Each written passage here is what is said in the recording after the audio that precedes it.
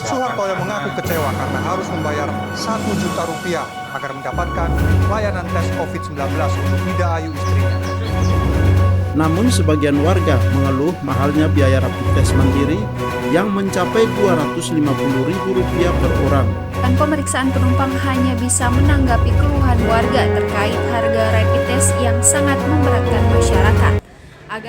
Halo, apa kabar rapid test COVID-19? Sadarkah pemerintah bahwa kebijakan dan perlakuan ini telah menimbulkan keresahan di dalam masyarakat? Ya, hanya tidak secara terbuka dan demonstratif keresahan itu, tetapi perasaan masyarakat sudah mulai mempersoalkan ini.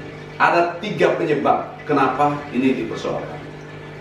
Pertama, prosedurnya birokratis dan memakan waktu. Daftar dulu, tunggu hasil tesnya, dan termasuk cari tempatnya di mana. Ya. Yang kedua, biayanya cukup mahal, khususnya untuk kalangan masyarakat kebanyakan di Indonesia.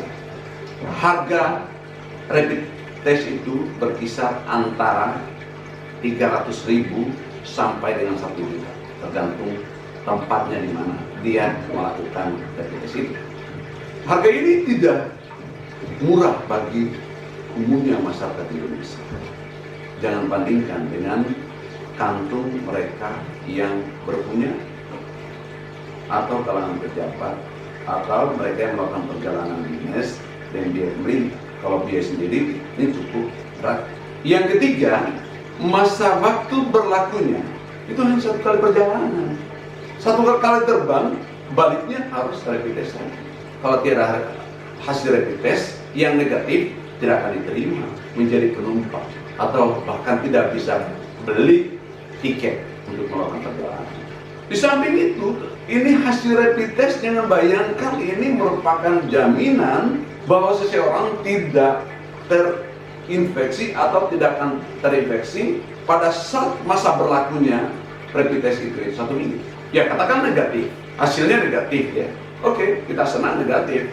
Tetapi ketika dia berinteraksi atau bersentuhan dengan sumber-sumber infeksi corona, maka kemudian pasti otomatis jangankan 1 minggu, 5 menit setelah itu, setelah dinyatakan negatif, dia bisa positif kalau dia melakukan interaksi. Kecuali setelah itu dia kurung diri di suatu tempat, baru bisa negatif terus-menerus. Jadi sekali lagi tidak ada jaminan yang negatif rapid testnya itu bahwa dia tidak akan terinfeksi selama perjalanannya itu. Makanya ini yang sebetulnya aneh-aneh itu. Ini aneh kalau kemudian rapid test yang negatif hasilnya itu merupakan satu kewajiban. Hal yang terpenting lainnya perlu diingat juga oleh pemerintah, bahwa rapid test ini menjadi satu bisnis tersendiri dari kalangan atau kelompok pebisnis medis di negeri ini.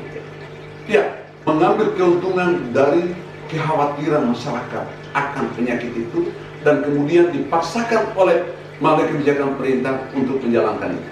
Sekali lagi, siapa yang mengambil keuntungan itu?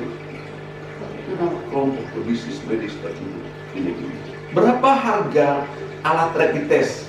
Ini teman-teman saya, ya saya kira 2 bulan lebih yang lalu pernah mempertanyakan ini, berapa harganya sebetulnya, dan ditemukan harganya pada saat itu 72.000 saja 1 kali tes. Tapi waktu harganya untuk mereka yang diwajibkan memperoleh hasil rapid test itu, ya tadi antara 300.000 sampai 1 juta.